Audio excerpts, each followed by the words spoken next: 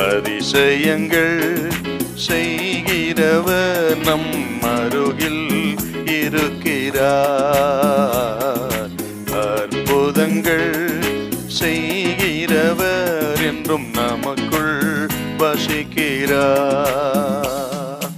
1 Samuel 17ஆம் அதிகாரத்தில் 32வது வசனம். தாவீது சவுலை நோக்கி இவன் நிமித்தம் ஒருவனுடைய இருதயமும் கலங்க வேண்டியதில்லை. உம்முடைய அடியானாகிய நான் போய் இந்த பெலிஸ்தனோட யுத்தம் பண்ணுவேன் என்றான். தாவீது சவுல் ராஜாவுக்கு முன்பாக கொண்டு வந்து நிறுத்தப்படுகிறான். அந்த சவுல் ராஜாவுக்கு முன்பாக சொன்ன வார்த்தை தான், இந்த கோலியாத்தின் நிமித்தம், பெலிஸ்தியனி நிமித்தம் உங்களில் ஒருவனும் கலங்க வேண்டிய அவசியமில்லை. இந்த வார்த்தையை தாவீது சொன்ன பொழுது, தாவீது 18 வயது இளைஞன். அவனுக்கு இந்த தைரியம் பாருங்க. எப்படி இந்த தைரியம் வந்தது தாவீதுக்கு? அவன் பட்டயத்தை பிடித்து யுத்தம் பண்ணினவன் அல்ல. அவன் சாதாரண ஒரு ஆடுகளை மேய்க்கிறவன், இளைஞன். அப்படிப்பட்ட இந்த தாவீதுக்கு என்ன தைரியம் பாருங்க. உங்கள் இருதயம், ஒருவனுடைய இருதயம் கலங்க வேண்டாம். இந்த தைரியம் தாவீதுக்கு எங்கிருந்து வந்தது அப்படின்னு பார்த்தீங்கன்னா, ஒரு ரகசியம் இருக்கிறது. என்னன்னு கேட்டால், 1 சாமுவேல் 16ஆம் அதிகாரத்தில் 13வது வாசியை பார்த்தா, இவன் அபிஷேகம் பண்ணப்பட்டவன்.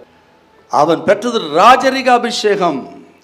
சவுல் ராஜாவுக்கு பிறகு அடுத்த ராஜாவாக ராஜரிக அபிஷேகத்தை பெற்றவன். அன்று முதல் தேவ ஆவி அவனோடு கூடியிருந்தார்.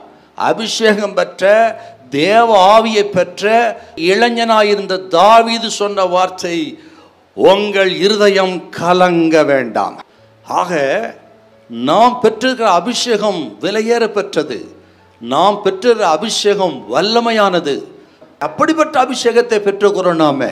இன்னும் நான் உங்களுக்கு சொல்லுகிறேன், தாவீது அவன் கரடியை கொன்றான், சிங்கத்தை கொண்டான். இந்த கரடியை கொண்டதற்கும் சிங்கத்தை கொண்டதற்கும் காரணம் அவன் பெற்ற அபிஷேகம் தான். ஒரு சாதாரண ஒரு மனிதனால கரடியை கொல்ல முடியுமா? சிங்கத்தை கொல்ல முடியுமா? ஆனால் இந்த இளைஞனாக இருந்த ஒரு இடையனாக இருந்த கொன்றான் என்று சொன்னால், அது மனுஷ பலன் அல்ல, தாவீதின் சாமர்த்தியம் அல்ல, தாவீதின் பலம் அல்ல, தாவீதோடு இந்த பரிசுத்த ஆவியின் பலன். இன்றைக்கு ஆண்டவர் சொல்லுகிற கர்த்தருடைய பிள்ளைகளே, எத்தனையோ கரடிகளை பார்த்திருக்கிறோம், எத்தனையோ சிங்கங்களை பார்த்திருக்கிறோம், எத்தனையோ கோலியாத்துகளை பார்த்திருக்கிறோம். இன்றைக்கு கர்த்தர் சொல்ற, கரடியை பார்த்த, சிங்கத்தை பார்த்த, கோலியாத்தை பார்த்த நமக்கு கர்த்தர் சொல்கிறார், அதை காட்டிலும் மேலான எது வந்தாலும் சரி, அதை எல்லாவற்றையும் மேற்கூடிய பலனை கர்த்தர் நமக்கு தருவார். அபிஷேகம் பெற்ற தேவ பிள்ளையே, நீ பயப்படாதே. உனக்கு முன்பாக பெரிய பர்வதமும் சமபூமியாகும். ஹல்லேலூயா, ஹல்லேலூயா.